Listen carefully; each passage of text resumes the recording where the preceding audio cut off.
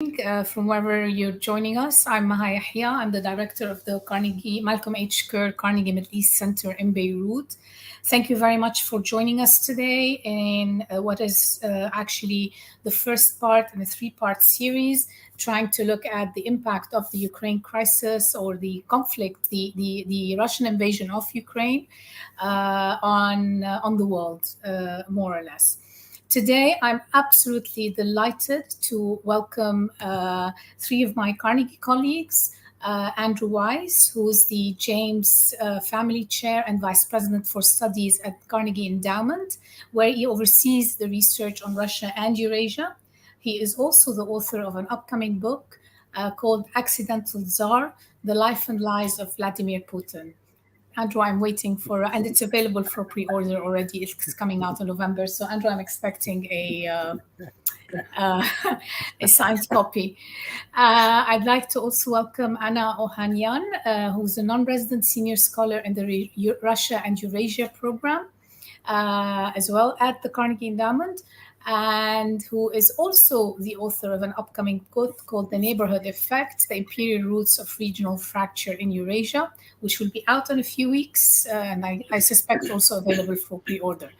And last but not least, I'd like to welcome Alexander Gobev, or Sasha, as we all know him, who's a senior fellow at the Carnegie Endowment for International Peace. Look, we're looking at a situation where in June 2021, the Russia-United States summit was witnessed, basically the first in-person meeting between Presidents Joe Biden and Vladimir Putin. There was a lot of hope that this would ease mounting tensions between Washington and Moscow. And even despite the cautious optimism voiced by both presidents at the time, there was hope that this would kind of paved the way for more constructive relations. But what followed obviously has been anything but positive. That same year, tensions between Moscow and Washington flared up as Russia repeatedly accused the United States and NATO of providing military assistance to Ukraine and nudging the country closer to NATO and the European Union. And then on February 24th, Russia invaded Ukraine, as we all know. The conflict has escalated. And it now, for many, it is now being perceived as a proxy war between Russia and the U.S., particularly given the scale of the conflict. It's caused billions been displaced. Even more thousands injured, Ukrainians injured, and entire cities have been demolished, not to mention the kinds of crimes we've seen, some of which are crimes against humanity that have been evident in Ukraine over the past few months. Meanwhile, Russia is continuing to solidify its partnerships with key powers across the world, whether it's in the Middle East, whether it's China, whether it's some parts of Latin America. So, Andrew, let me begin with you. In your articles, you constantly mention and emphasize the strategic importance of Ukraine for President Putin. You see that the goal was they wanted Kiev to become a satellite state for Russia. Considering how the conflict has played out, how the role of the U.S., the ongoing NATO expansion, etc., we're seeing also at the same time shifting goalposts for President Putin. In how he would define success, from an all-out annexation of Ukraine to much more limited goalposts. So can you perhaps talk us a little bit through in terms of how do you see President Putin's calculations in this regard? Is anything less than a complete takeover of Ukraine be an acceptable goal? First of all, it's great to see you, Maha, and I'm delighted to be part of this session. I think that Putin's goals remain maximalist. He is definitely interested in having the end of Ukraine as a sovereign state. He wants it to be a country that is deferential and dependent on Moscow for how the country's run, its foreign policy is organized, and to basically limit Western inroads into Ukraine. The Ukrainian side gets a vote, of course, and they would agree to none of that. And they've shown in the last 140 days a tremendous level of commitment to defending their sovereignty, and in the face of what looks like a quasi-genocidal Russian war.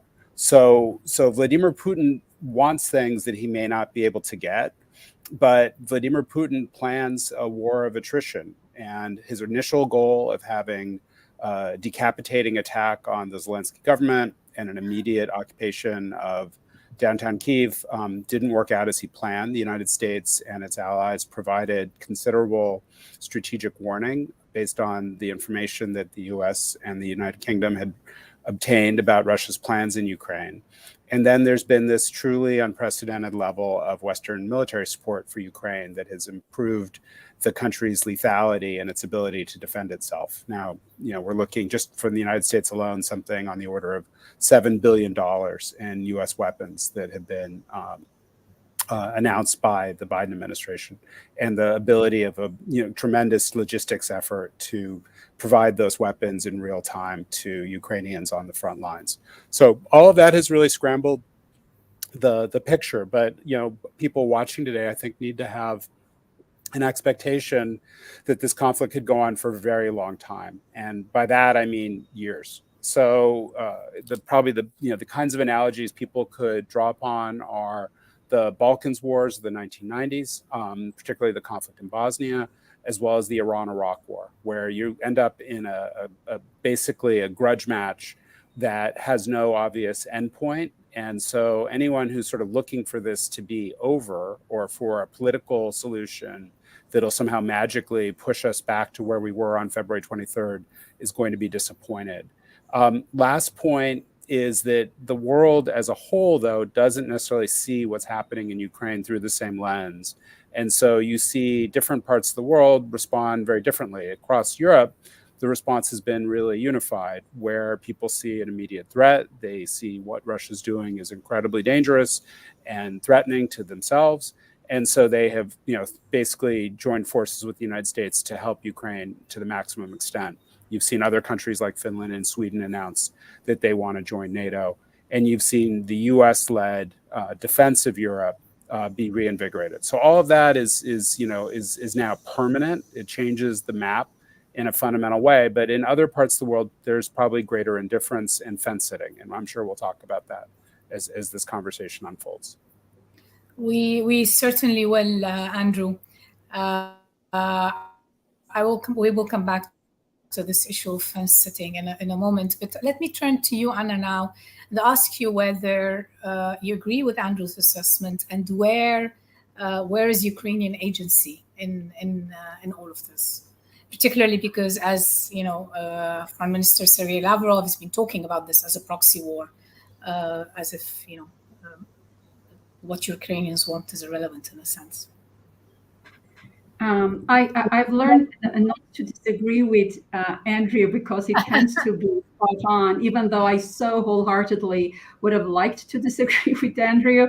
But it is his assessment. I think that this is a war of attrition. I fully share that description of the conflict, that this is going to be a long-term conflict. And Ukraine definitely already has demonstrated its agency, but I think with Russia's losses, especially earlier in the conflict, particularly when considering that Putin sort of had this imperial speech and unveiled this as a war of conquest and then retreated territorially back, even when considering with those weaknesses the Russian military demonstrated on the battlefield, I think Russia still can do significant damage, both to Ukraine as well as to the world order. But in regards to, so yes, Ukraine does have an agency, but I think the framing of the panel as whether this is a proxy war or not, whether that is a useful frame, since we're talking about that this is going to be a war of attrition, that we're looking at a long-term trend, I think I'm really, really worried that the proxy dynamics, the proxy war dynamics are going to be increasingly present. On the one hand, I think the Russia supporting the rebels within Ukraine since 2014, that was one proxy war element. But now with this, with the invasion, which is a very different, distinct type of conflict, United States providing the military assistance to Ukraine, regardless of whether it is justified or not, it is effective or not, ethical or not, I think that already is moving the structure of the conflict into a proxy territory. So this is significant because in managing the diplomatic process, should one transpire down the road, is going to be complicated because proxy wars tend to be longer, but of course they tend to prevent escalation. They're cheaper for the sponsor of a particular conflict party. So there's some advantages to the sponsoring state, but also disadvantages. Specifically for Ukraine on this, most proxy wars emerge out of civil wars. And in this respect, this is very different. While there is proxy war dynamics here, this is a state-to-state war that seems to be building into a proxy war. So I will stop here, but simply wanted to throw that in, especially as Andrew pointed out, that we need to be looking at this over the long term. Thanks, Anna. Sasha, let me turn to you. We're hearing proxy war in Ukraine, but we also have limited insights into the kind of dynamics that are playing out in Russia itself and what the thinking is. I mean, in one of your talks, you cite the limited information sharing on consultation within the Russian leadership, but also you imply that there's no prior. I mean, let's talk first about the internal dynamics within Russia. But then I also want to ask you about the relationship with China and a kind of a follow-up to that. Sure. Unfortunately, the Russian society is adapting to the war rather quickly. I think that it's very hard to estimate wholehearted support for the war in Russia, because during war times, the sociology is constrained.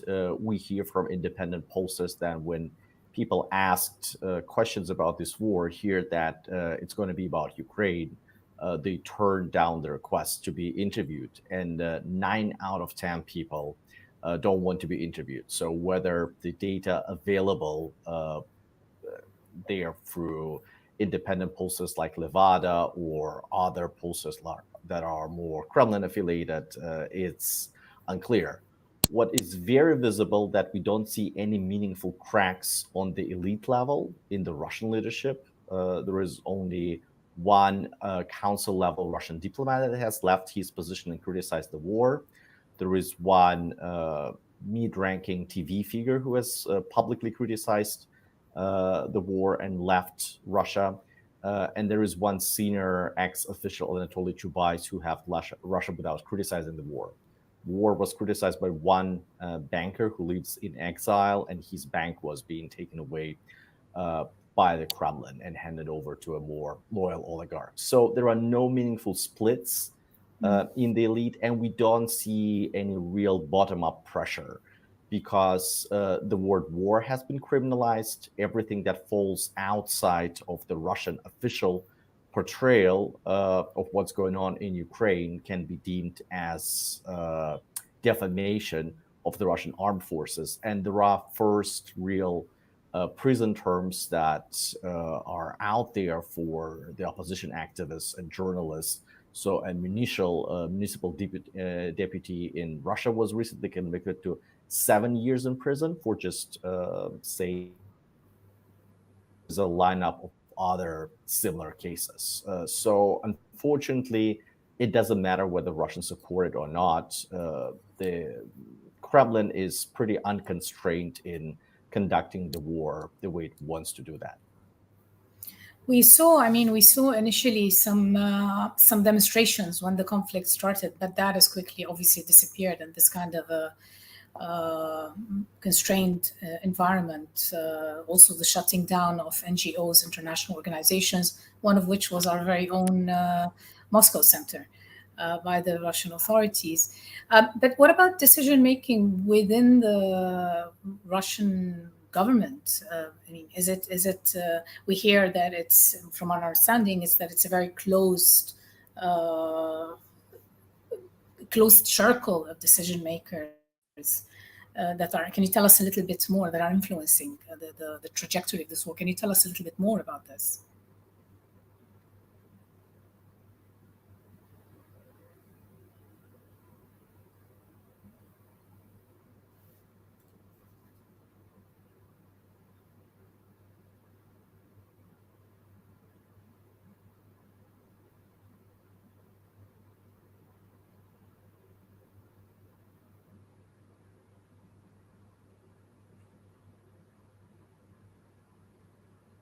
Hello?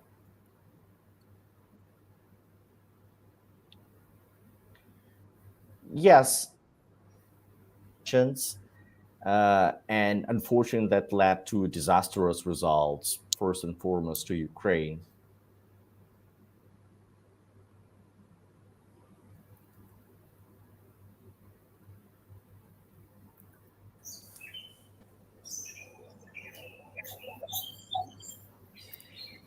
Looks like we may have lost Sasha.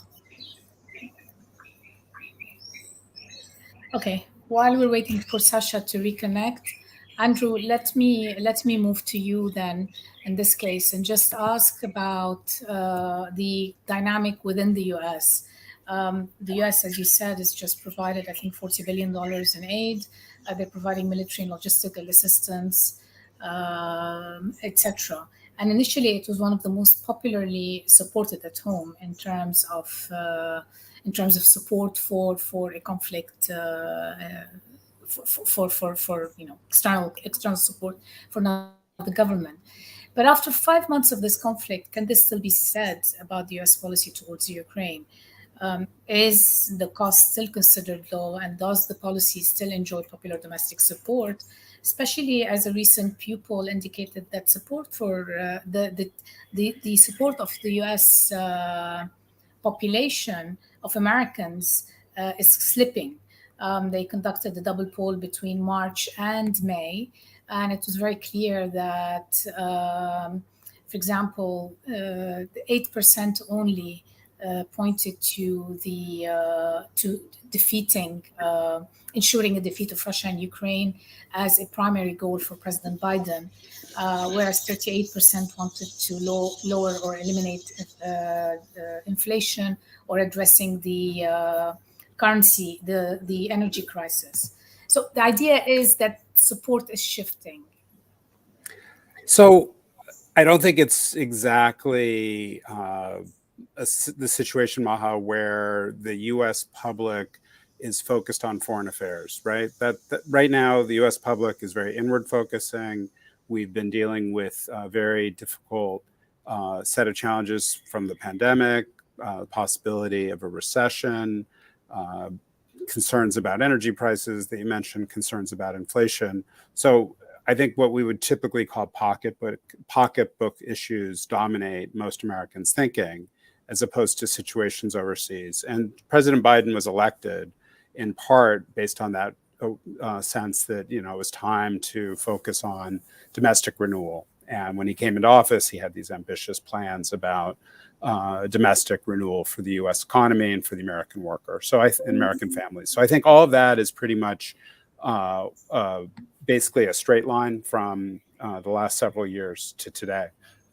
The events of February and March, with the shocking revelations of Russian atrocities and war crimes and naked aggression against Ukraine, obviously bolstered American awareness of what was happening in Ukraine and sort of triggered a kind of overnight surge in support.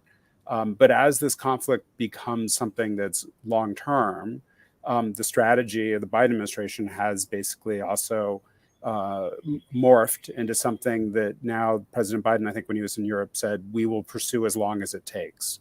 And that framework is probably more sustainable and it's unsatisfying because Putin will not surrender tomorrow.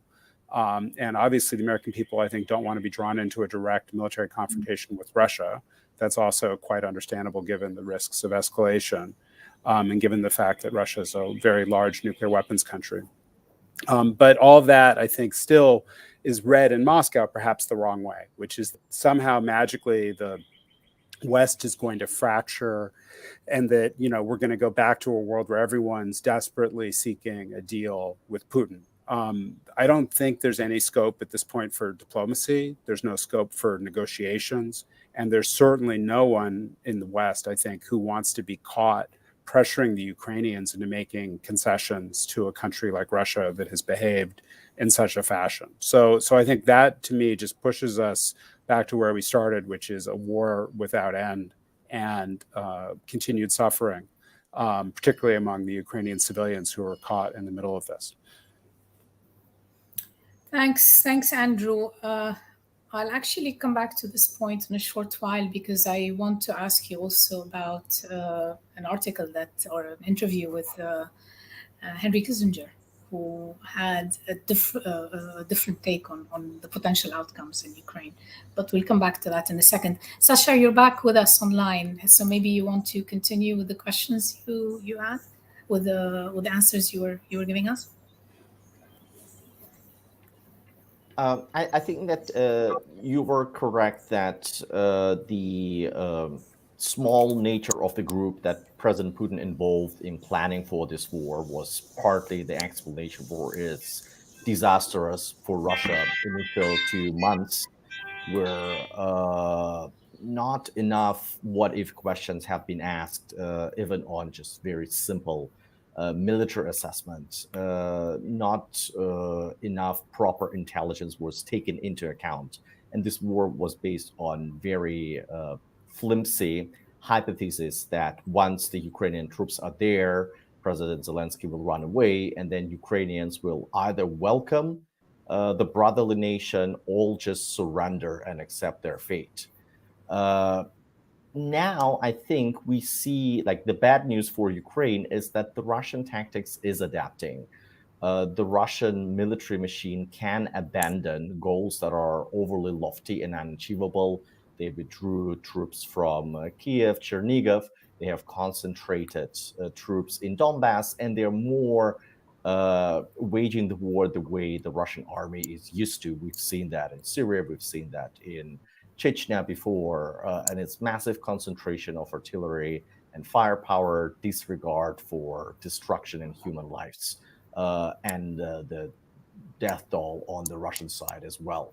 And that brings some results. And then on the other part of the decision making is the economy, where President Putin has the most capable people in his team, namely the governor of the central bank, the minister of finance, who are really helping to muddle through and make the economic pain for Russia much less palpable than the architects of the sanctions have anticipated. Over. Okay. Well, I was going to ask later about this, but since you brought up the sanctions, you mentioned in one of your articles that Russia's political elite do not fear the repercussions of Western sanctions. And they believe that sanctioning Russia was just a clear strategy of the United States to control Russia's power, regardless of the military operation in Ukraine.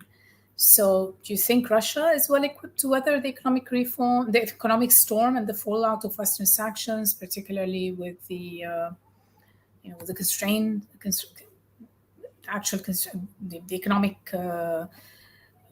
global economic downturn, the inflation, constraining Russian economic activities, etc.?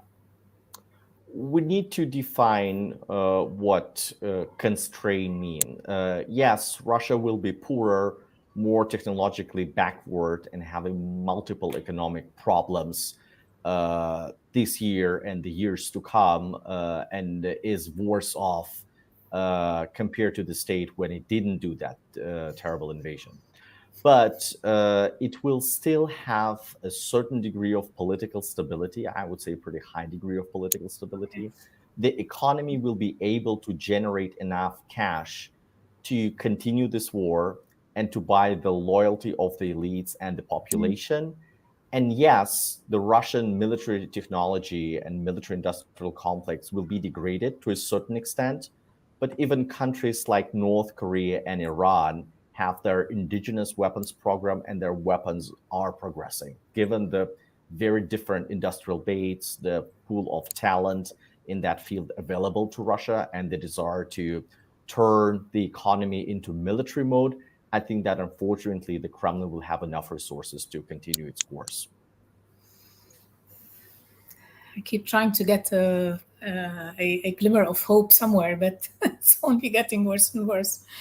Anna, let me turn to you with a question. You've called for NATO's engagement with Russia at the conflict's outset in a LA Times op-ed.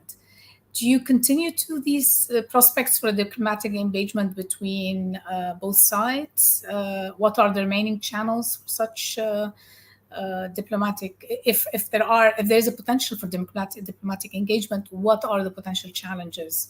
Channels for such engagement?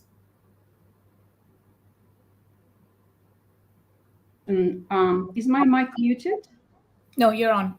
We can hear you. So there are a few ways of answering that question. The LA article, actually, I wrote it before. I wrote it right before the Putin's war of conquest, which really, the way the war was carried out is really significant and really did demonstrate that it is not so much about the NATO expansion. It's definitely, I do think it was a factor, but there are domestic drivers and determinants in explaining the outbreak of the war in the specific way, not as Crimea 2.0 type of annexation, but as a war of conquest, which is, I keep repeating it, it's really significant. Now, in terms of as to whether there is room, I think overall, there are many scholars who argue that the war is partly a result of the failure of the European structures, the Western structures, to produce an inclusive security order that would accommodate Russia, and that Russia's security needs were left unaddressed. So I guess that does remain, you could argue that it does remain a concern, but the limited sort of the challenge to that argument has to do with the fact that it's Russia's domestic authoritarianism that makes its external security claims very threatening. So as to whether there's room for diplomacy or not, I think overall, I do believe that there is always room to engage. I do share Andrew's skepticism whether this is the right time or not. In negotiation scholarship, there is a term, the conflict might not be ripe, meaning that Putin continues to rely on military because retreating to the east, it seems to be making gains. But I do think overall, domestically, it is going to be difficult for Putin to sustain this in the long term, meaning that he has not called for mobilization of the soldiers. That indicates that he does feel weak in mobilizing to society, while he does use the propaganda in messaging and he can craft the goals the way he wants to. But at the same time, I do think that he is afraid of full mobilization within the Russian society. And I also agree with Sasha that, yes, I mean, the Russian economy, Russian society will be weaker. The economy will be weaker, more primitive, but it will not create backlash. But at the same time, I think this is a federal state, meaning it's a multi-ethnic state where federalism has not been fully institutionalized.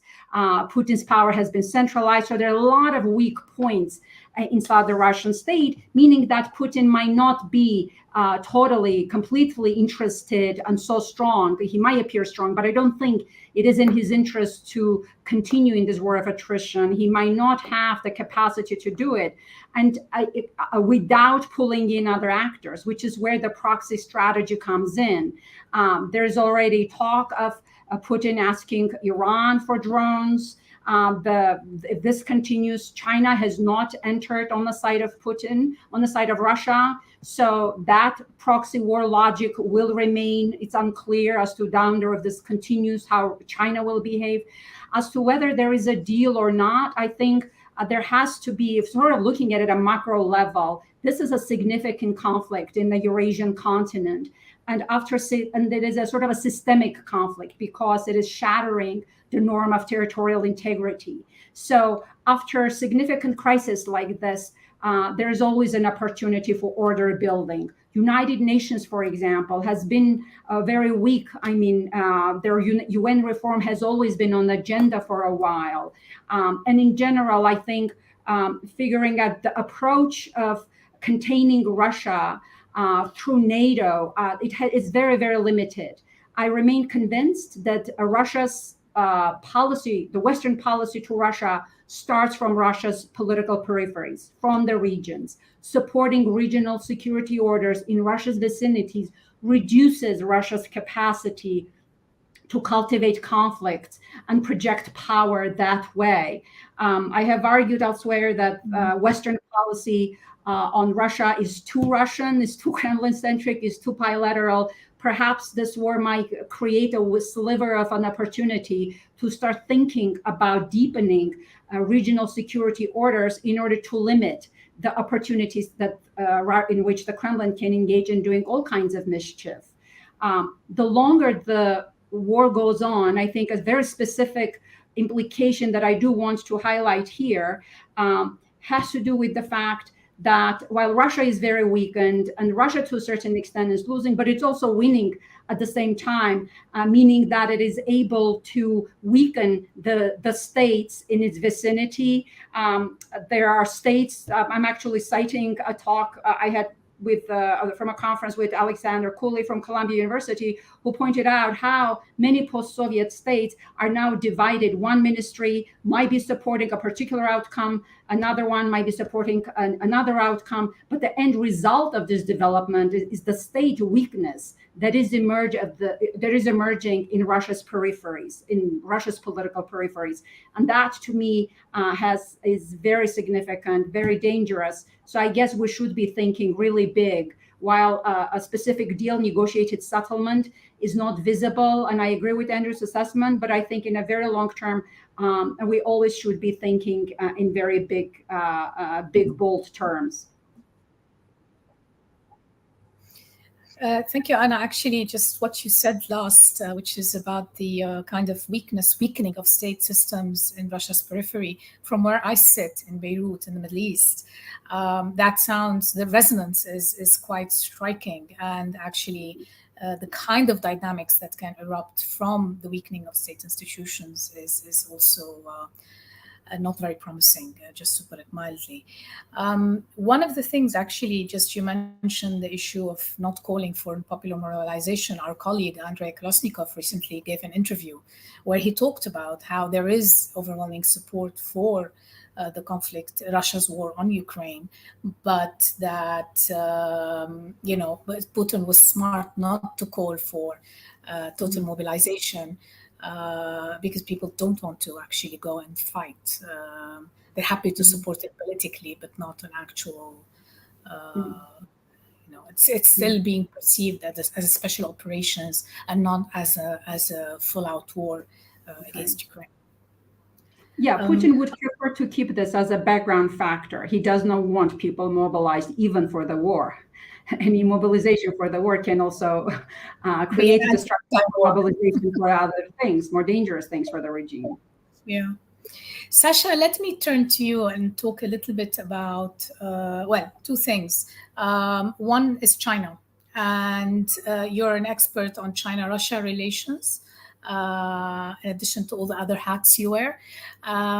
Where do you see, today none, where do you see the Russia-China, how do you see the Russia-China dynamic evolve, especially since initially it seemed that China was not aware of Putin's intentions, and our colleague Evan wrote an article talking about how China is being hedged between its different strategic priorities, between its interest in non-alignment, insistence on non-alignment, which is a long-standing foreign policy imperative for it, and then being caught in a conflict where it does need to take up clear positions. I think that if many countries are fencing and like sitting on the fence is not a very comfortable business. China is Great Wall of Chining, which means that it sits on a pretty comfortable wall and doesn't really feel pressured to be climbing on either side or the other side. I don't think that the principles really matter.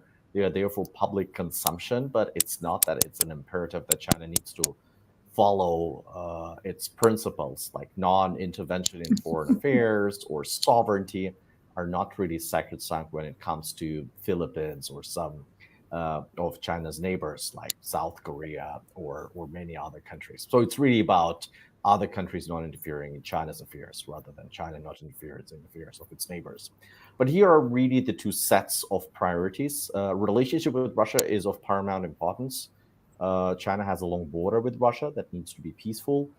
China has a complementary economic relationship with Russia.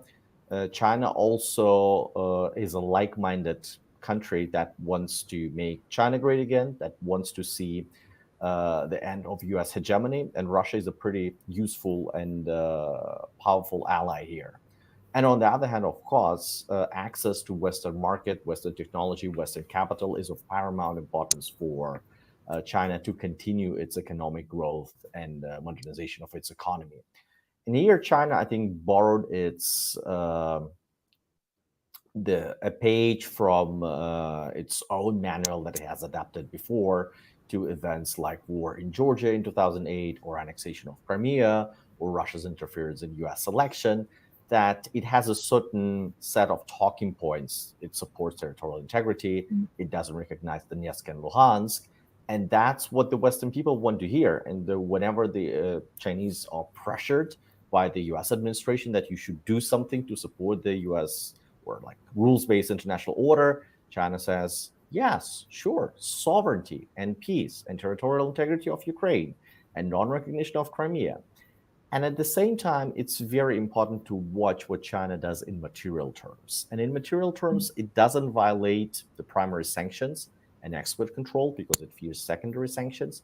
But at the same time, the scope of activities that are allowed still is giant. And if China has not tripled its purchases of Russian oil at very steep discounts, so very beneficial to China as well, it's questionable whether Putin would have the means to continue his operation once his war chest is empty. So the attitude of countries like China is not alone, but China is the most important one here, India and others that are very pragmatic and very cynical, who say that this is a faraway war and we are looking for pragmatic opportunities out there, is really something that helps Vladimir Putin a lot. Long term, I think that the trend line in the Russia-China relationship was asymmetry. Russia was increasingly a junior partner in this relationship. Now it's asymmetry on steroids, because with collapse of imports from the European Union and collapse of exports to Europe, both imposed by EU embargoes and self-imposed by Russia, like what we are seeing in the European gas market, that leaves Russia with only one major economic partner, and that's China. So over the 5-10 years time horizon, Russia will be a more obedient junior partner of China that we're seeing right now. Thanks, Sasha. We will. I mean, we're the third installment of the series. Actually, is going to zoom in specifically, even more closely, on the position of, especially this issue of non-alignment, but looking at the Middle East, looking at China, looking at India, looking at Latin America, and trying to get a sense of how the world, the rest of the world, or other regions are reacting to this conflict in the heart of Europe. Let me turn to Andrew now, and I want to come back to you about the issue of OPEC and energy. But I want to turn first to Andrew on the issue of foreign affairs. President Biden is visiting the Middle East today. It's his. He just arrived. Actually, he's arriving today. So my question to you is: how has this war changed the calculus of President Biden, or the foreign affairs calculus of President Biden's administration, and how do you see things developing? So first and foremost, I don't think this was a war that the U.S. was the engine behind. This was all Putin being his classic impulsive, opportunistic self. He saw what happened in the U.S. withdrawal from Afghanistan in August of 2021, the departure of German Chancellor Angela Merkel, and the messiness of Ukraine's domestic politics in the second half of 2021 is creating a big opening, and he just sort of plowed right into it. And then, the fact that the U.S. was able to upset his plans and to kind of destabilize what the Russians were counting on and disrupt the efforts of the Russians to score a quick victory, created the situation we're in now, which I don't think, again, the Biden administration was bargaining for. Protracted, open-ended, messy conflict that is, the large-scale land war on European territory. So again, this is just it's sort of the worst of all worlds, that this war is so big and so draining, and so frankly, big magnet for the attention of the senior Biden team, because I think they came into office thinking we're going to complete this pivot toward Asia, we're going to focus on China, and this conflict has really just demanded utmost level of effort and focus, and they've done quite admirably in terms of building the coalition, in terms of promoting Ukraine's ability to defend itself, and to sort of put the squeeze on the Russians. So this has been something that was forced on them, that they did not expect coming into office a year and a half ago, or almost 2 years ago. Same time, the world doesn't stand still, and so there are all sorts of knock-on effects from this war. Most obviously, the impact on global energy prices, the impact on inflation, the questions of a possible global recession. And the Biden administration is doing what it can to try to build some level of cushion around the global economy, especially at a time when global energy supplies remain really tight. And I think that's underlying the need to engage with the Saudis. I'm not an expert on the Middle East, but I think that you can clearly see that as underlying the motivation for this trip. Let me ask you then, what other configurations of President Biden's agenda should we expect to see in the coming months? And I want to tag on to that, particularly also what's your take on any potential progress on the JCPOA, the nuclear deal with Iran? One of the reasons, one of the things that was pushing this forward was some sort of an underlying Russian-U.S. agreement that Iran should not have a nuclear weapon. Do you see this changing today?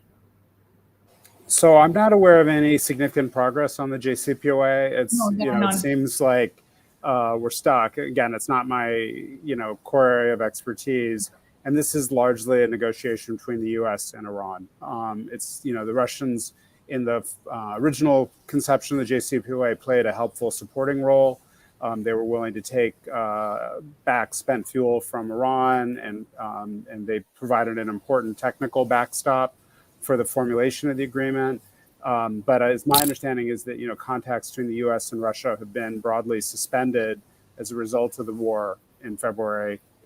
And so at this point, I think we're marking time. If something changes between the U.S. and Iran, we'll see where we go and what kind of role Russia can play. In the meantime, Russia is looking, especially ahead of Putin's visit to Tehran, to try to demonstrate we're not isolated. We have all these great relationships in the world. And, clearly inside the G20, there are plenty of countries that don't want to be pushed to have to take sides in this conflict. And so the more U.S. policy kind of focuses on creating an either-or dynamic that makes all countries in the world line up either with the West or somehow, that you're either with us, you're against us, that kind of logic, it's proven not to be a very easy sell, because most countries just don't see the Ukraine conflict the same way the United States or the Europeans do.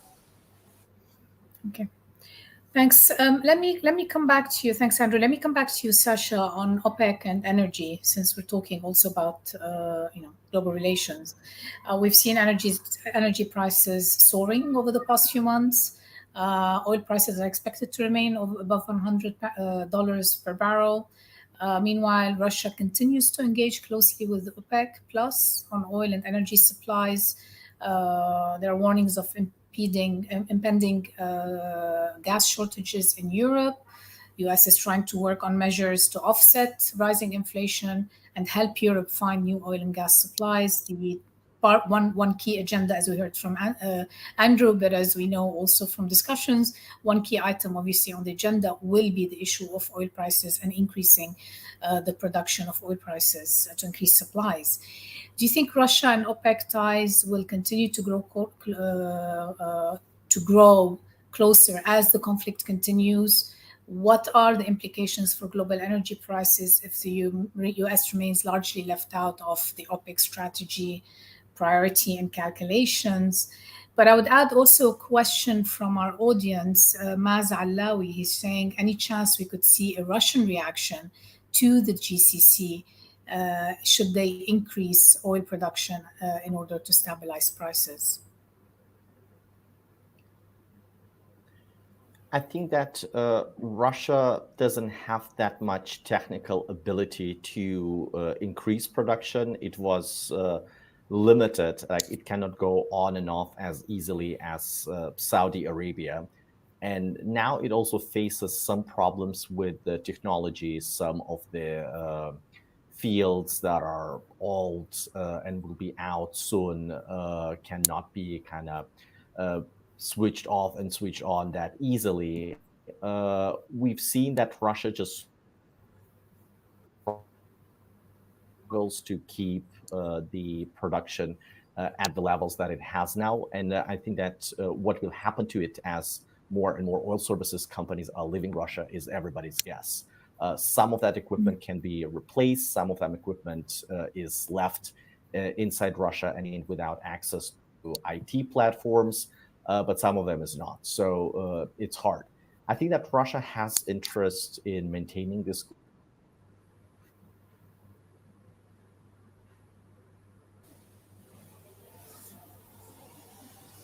else. No. So I would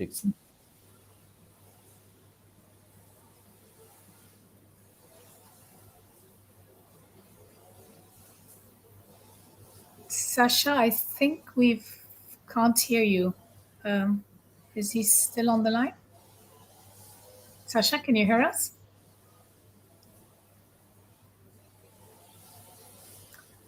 Okay, we seem to have lost Sasha again. All right, Anna, let me turn to you. Maybe we'll come back to this when Sasha is able to reconnect properly. In the last couple of years, we've seen the U.S. administration has directed its focus towards the Indo-Pacific and China, a gradual disengagement from Europe. Do you see yes, there is a rebirth in the relation between the U.S. and Europe. Do you think the consensus on the need to confront Europe be enough for the U.S. to maintain a united front with the Europeans throughout the conflict? People are already talking about cracks in that, united front on multiple levels. I think, yes, on the one hand, these are democratic societies, they're open societies, interests are diverse inside the societies, and they're mobilized. So yes, it is going to be very difficult, I think, in maintaining a long-term united front. This is also particularly the case when we consider that the United States elections are coming up. There are going to be oil prices going to be a factor. And in contrast to throughout much of the second half of the 20th century, there was consensus on US's foreign policy direction, regardless of which administration was in power. That unfortunately is not the case anymore, and that's worrying. Meaning that if in next election, let's say former President Trump comes back to power, and I'm not an expert on American politics, I don't know what the likelihood of is. Let me just. I'll be asking Andrew about this. Good. I simply wanted to say that now these decisions, this united front argument is very much also much more sensitive to American political cycles inside the United States than it was before. But I think, and again, looking at the broader continent in general, and the U.S. was looking at Asia Pacific, has been trying to pivot from the Middle East to Asia Pacific, and now from Europe to Indo Pacific. It really illustrates that U.S. Is trying to kind of balance one region against the other. But I wonder, and I would love to hear from Andrew on this. I'm kind of being in sort of might be sort of wishful thinking. I do wonder whether there is a path whether the United States has a Eurasian integration policy. There's some scholarship pointing out that there is a logic of Eurasian integration, connectivity. Before the war, many thought that China obviously was going to be key and that there was a path for U.S.-China coexistence. And of course, Russia would benefit from this type of a connectivity, and hopefully there would be stakeholders to push for more liberal, democratic Russia down the road, hypothetically. But now with this war, now we're back to blockish politics, and I wonder whether we should be talking now death of Eurasia as a continent. I'm simply not convinced that United States, by looking at this continent block by block, one big geopolitical region from another, is going to be sufficient in accommodating China without creating instability in the continent. I hope that answers your question, Maha. Thank you. It does to some extent. Andrew, would you like to comment on this and maybe speculate a bit? It's a bit of a speculation. It's a bit down the road, but should the Republicans come back in 2 years?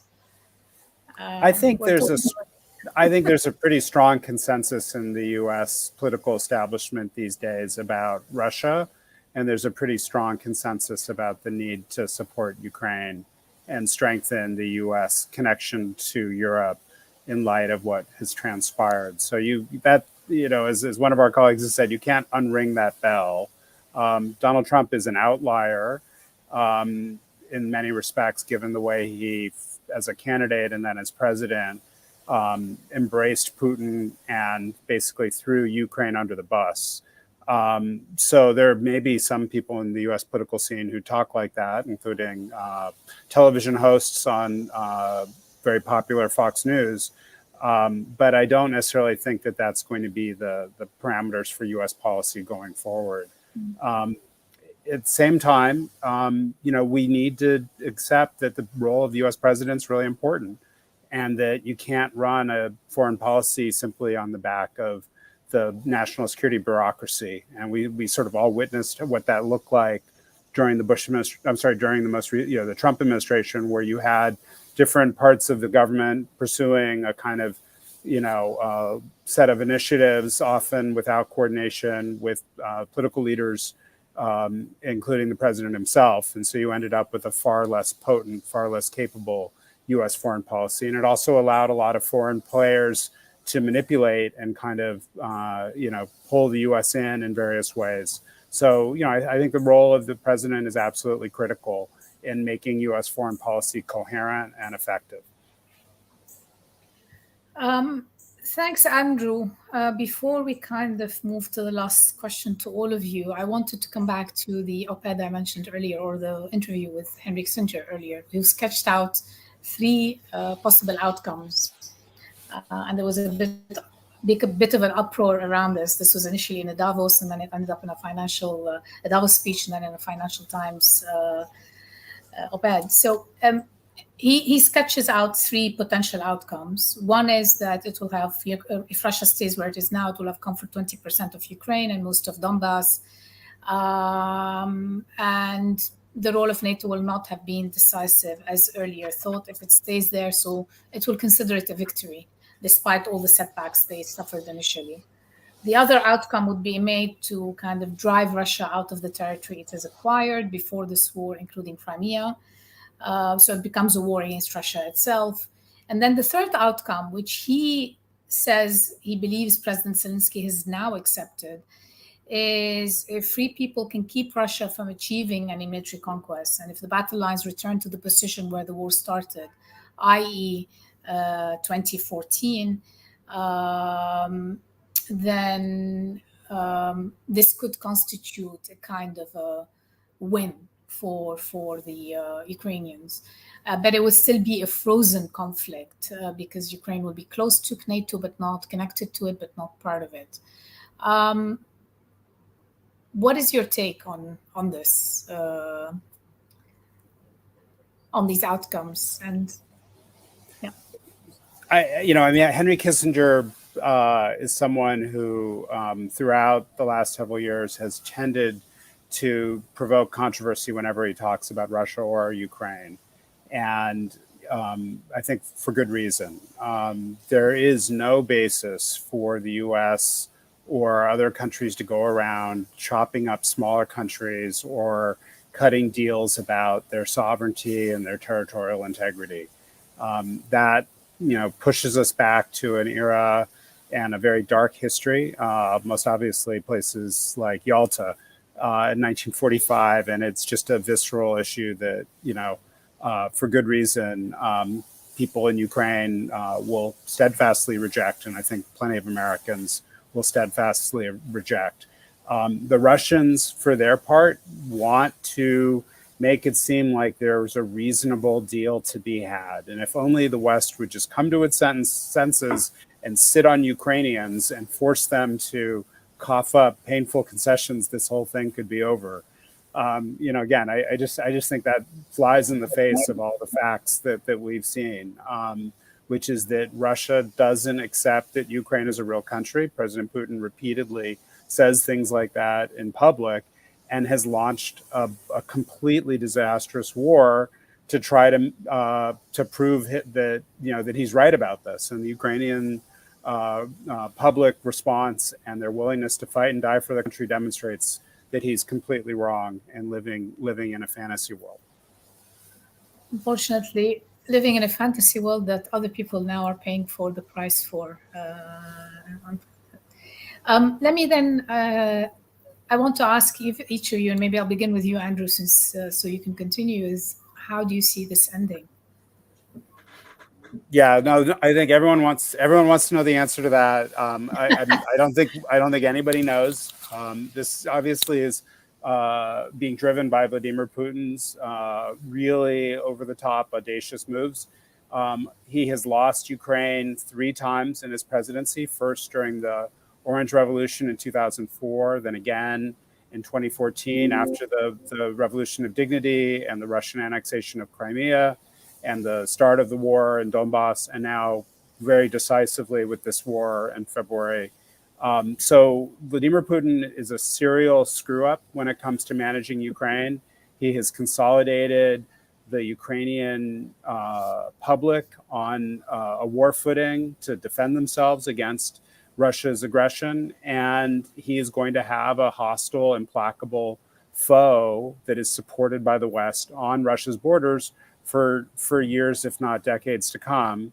And it's important for all of us to remember what the world looked like in 2014 before Putin went down this road of military aggression against Ukraine. There were literally 0 U.S. tanks in Europe, and NATO was basically not focused on the Russian threat as its central organizing principle. So all of these things have happened as a result of Putin's impulsiveness and overreach. And it's not to say he doesn't get a vote in how this plays out. He obviously does.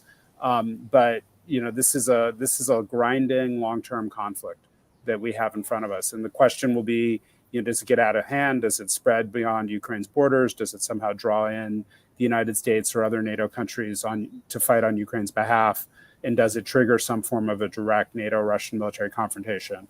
I think most Western policymakers are going to work pretty hard to make sure that doesn't happen. But the environment is very volatile and unpredictable. Unfortunately. Sasha, let me turn to you with, I don't know if you want to add because we lost you at a certain moment. So if you want to add what you were saying earlier, but also how do you see this ending? I agree with Andrew. We don't have a crystal ball at Carnegie installed, unfortunately, and we should ask for one.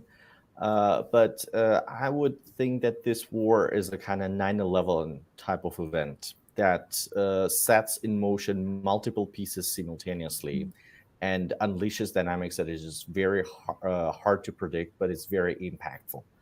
And that's happening against the background of changes and trends that are still there. That's a fundamental shift in U.S.-China relationship, and these are the two most important powers in the 21st century.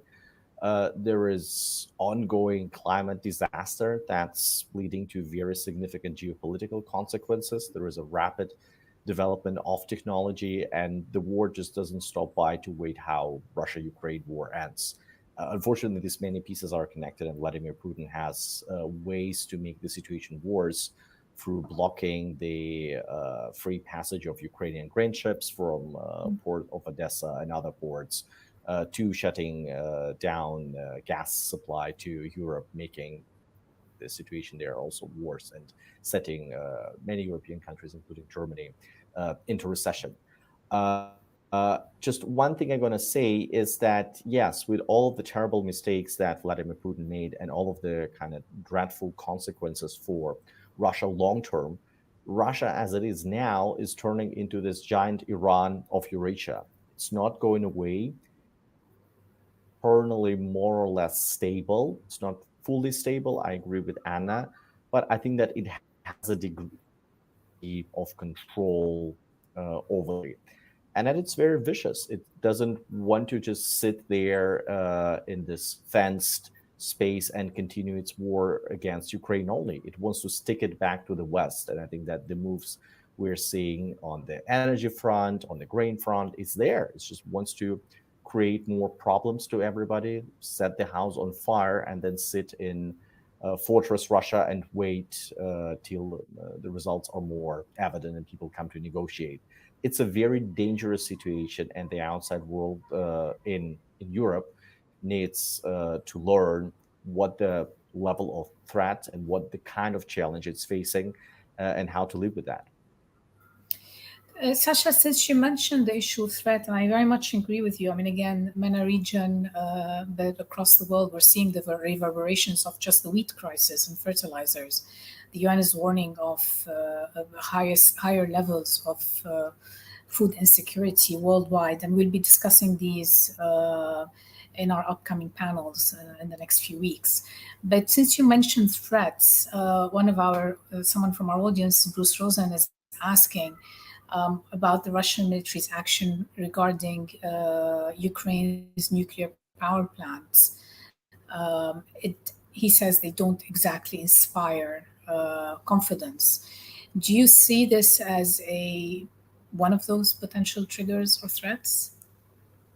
I think that there is a huge potential for miscalculations or the Russian side just being very sloppy. It's not a question of bad intent when it comes to nuclear power plants. It's just the sloppiness of the Russians who were digging trenches near Chernobyl, and then a lot of soldiers who were engaged in that operation got diseased and needed to be transported back to Russia. So sometimes, and very frequently in this war, a lot of what we see is just the degree of lack of basic professionalism among commanders and soldiers that can be very, very dangerous. Okay. Andrew, do you want to comment on that before I go to Anna? No. All right.